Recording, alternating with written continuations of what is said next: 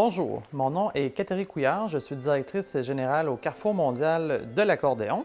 Pour ceux qui n'avaient jamais eu l'occasion de voir notre salle de concert en haut du musée de l'accordéon, donc voilà à quoi ça ressemble.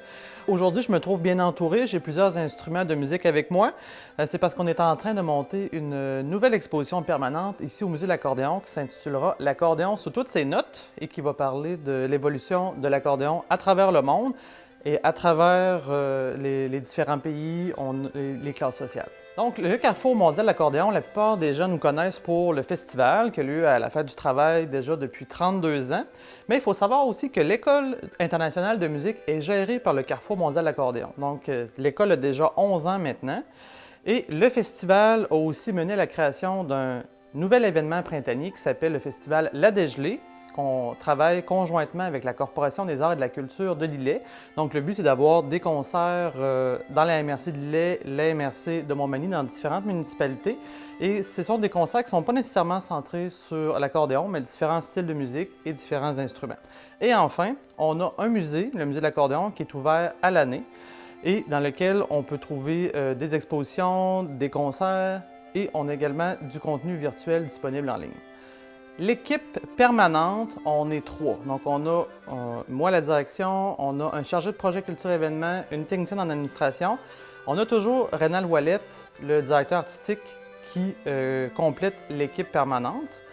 Et à cela s'ajoutent des enseignants de l'école de musique. Donc, on tourne toujours autour de 11-12 enseignants ici, mais également à Saint-Fabien-de-Panay. Maintenant, on donne aussi des cours de musique à Saint-Raphaël. Et on a des contractuels qui vont venir nous donner un coup de main pendant l'événement.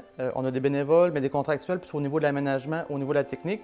Donc, on peut monter facilement. Pendant l'événement, on monte à environ une centaine de personnes qui travaillent pour l'événement.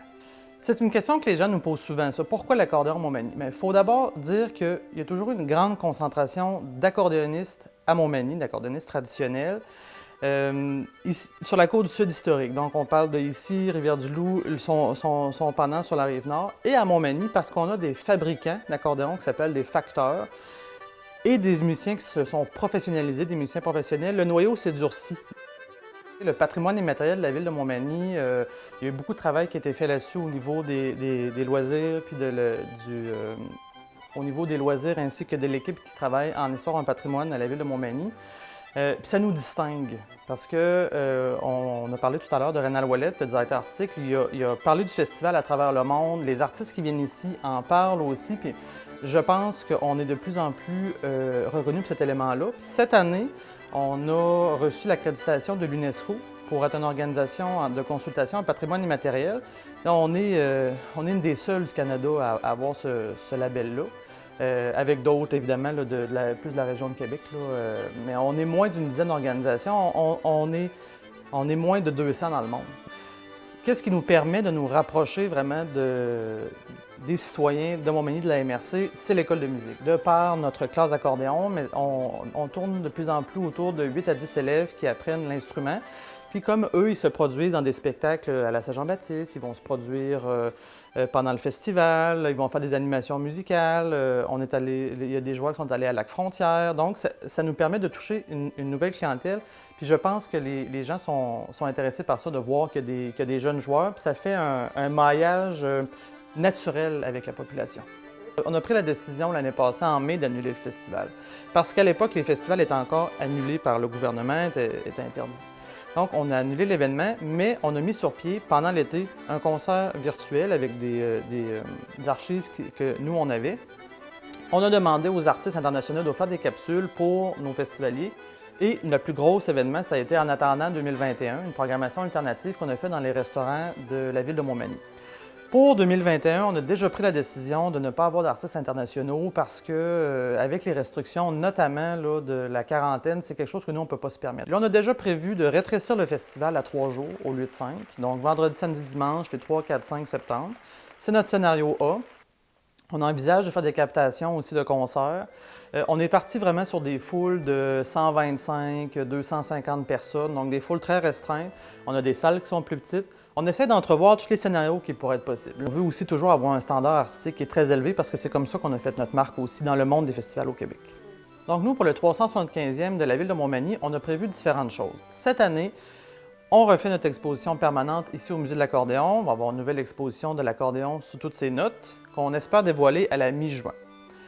Aussi, on participe avec différents intervenants à la programmation des spectacles et des événements du 375e.